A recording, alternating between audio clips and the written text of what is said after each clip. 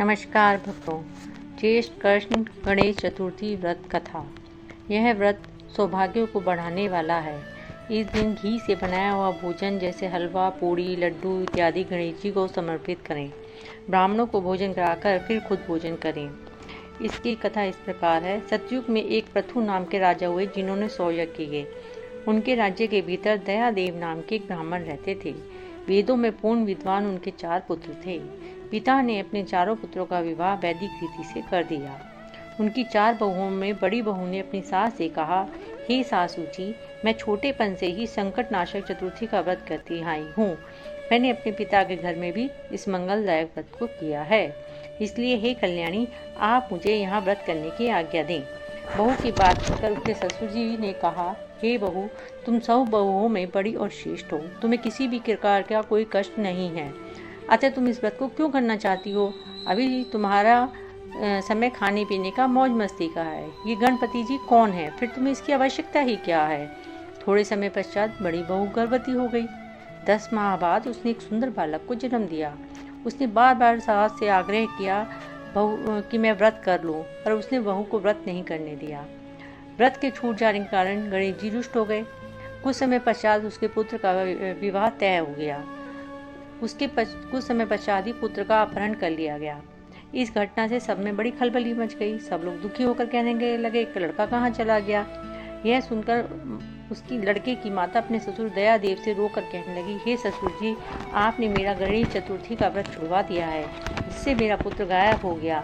पुत्र वधू के मुंह से यह वचन सुनकर दयादेव नाम का ब्राह्मण बहुत दुखी हुआ। अपने स्वामी के लिए दुखित उस पुत्र की वधू भी बहुत दुखी हुई। वह प्रति माह संकट नाशक गणेश जी चतुर्थी का उपवास करने लगी। एक बार एक वेदों को जानने वाला दुर्बल ब्राह्मण भीख मांगने के लिए उस पुत्र वधू के घर आया।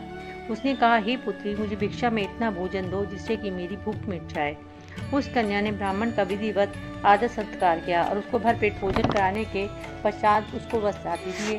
कन्या के सेवा भाव से प्रसन्न होकर ब्राह्मण ने कहा, हे कल्याणी, हम तुम पर अति प्रसन्न हैं। तुम अपनी इच्छा अनुसार मुझसे कोई वरदान मांग लो।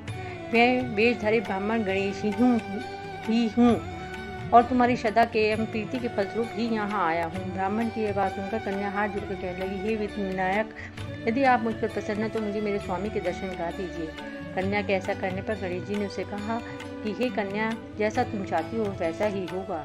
तुम्हारा स्वामी जल्द ही तुम्हें मिल जाएगा। ऐसा कहकर गणेश जी अंतर्ध्यान हो गए। उसी समय सोम शर्मा नाम का एक ब्राह्मण उस ब्राह्मण बालक को शहर में ले आए आए। अपने पौत्र को देखकर दयादेव बहुत प्रसन्न हुए। बालक की माता खुशी से फूली ना समाई और उस पुत्र को अपने गले से लगा लिया और कहने लगी, गणपति जी की कृपा से ही मैंने इसे पाया है।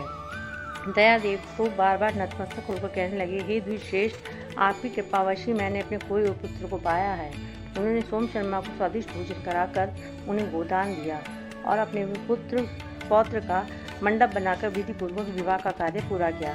इससे सब लोग बहुत प्रसन्न हुए। वह भाग्यशाली कन्या अपने स्वामी को पाकर धन्य हो गई। ज्येष्ठ माह की कृष्ण पक्षी चतुर्थी मनुष्यों की मनोकामना पूर्ण करती है। उस दिन स्त्री पुरुषों को एक गणपति जी की पूजा करनी चाहिए। जो मनुष्य इस व्रत को श्रद्धा और भक्ति के साथ करता है, उसकी समस्त कामनाएं पूर्ण होती हैं। श्री कृष्ण जी कहते हैं, हे राजन युधिष्ठिर, भगवान गणपति के व्रत का यह महात्म्य है। बोलो गणेश जी महाराज की जय।